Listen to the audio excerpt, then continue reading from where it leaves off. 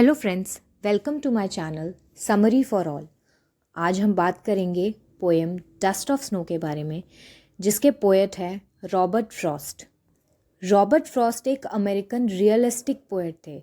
Realistic poet से मतलब ये है कि Robert Frost real life situations को अपने पोएम के थ्रू डिपिक्ट किया करते थे, चाहे वो सिचुएशन बुरी हो या अच्छी हो, किसी भी टाइप की सिचुएशन हो, वो अपनी इन पोएम्स के थ्रू डिपिक्ट किया करते थे।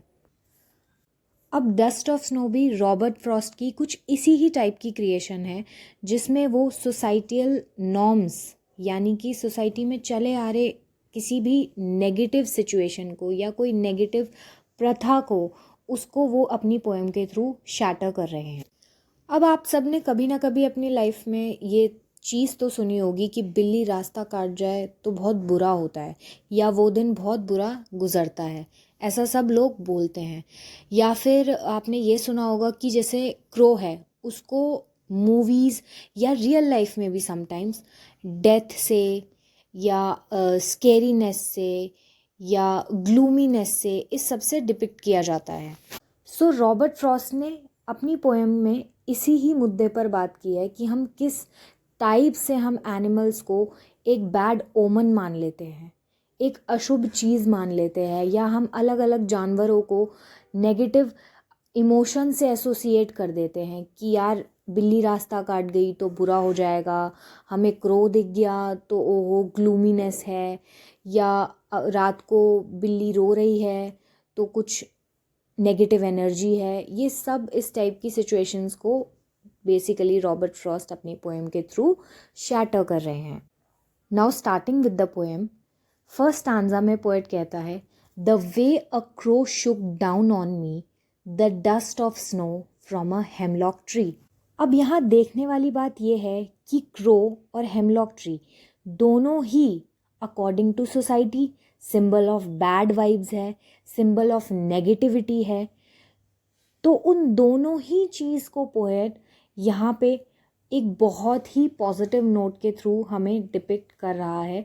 किस तरीके से कि वो कहता है कि जब मैं हेमलॉक ट्री के नीचे खड़ा था और क्रो आके हेमलॉक ट्री के ऊपर बैठा, तो उसके जो उस मूवमेंट की वजह से कुछ स्नो मेरे ऊपर गिरी। डस्ट ऑफ स्नो से यहाँ मतलब है कि हल्का सा जो स्नो पत्तों में लगी रहती है और वो गिरती है, उसको पोएट डस्ट ऑफ स्नो कह रहा है।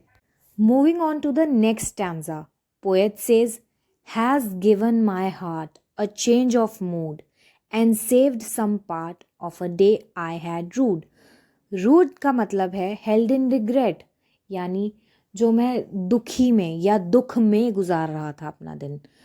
तो यहाँ पोएट कहते हैं कि उस क्रो की मूवमेंट की वजह से जो मेरे ऊपर हल्का सा डस्ट ऑफ स्नो गिरी, उसने मेरा मूड सडनली चेंज कर दिया। Change from what?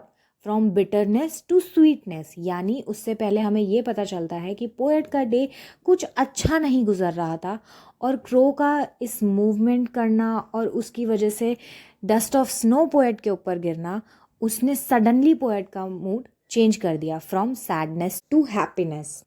So through poem poet is saying कि जो सोसाइटी ने नेगेटिव वाइब्स एसोसिएट कर रखी हैं सर्टेन एनिमल्स के साथ, they are very much wrong, वो गलत हैं।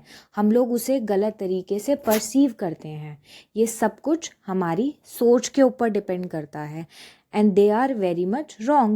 We have these certain kind of superstitions in our mind, मतलब हमारे दिमागी बनावटी हमारी ये सारी चीज़ें हैं, myths हैं, and they don't really exist.